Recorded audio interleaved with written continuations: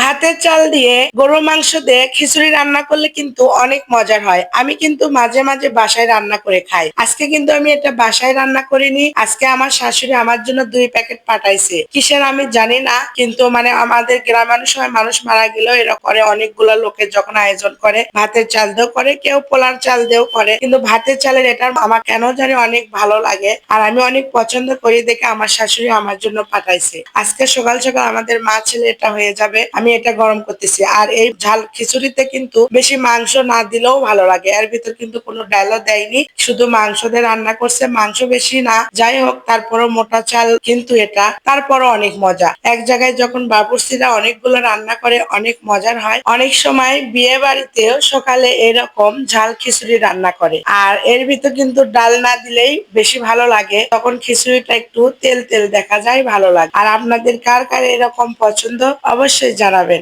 আমার তো অনেক ভালো লাগে।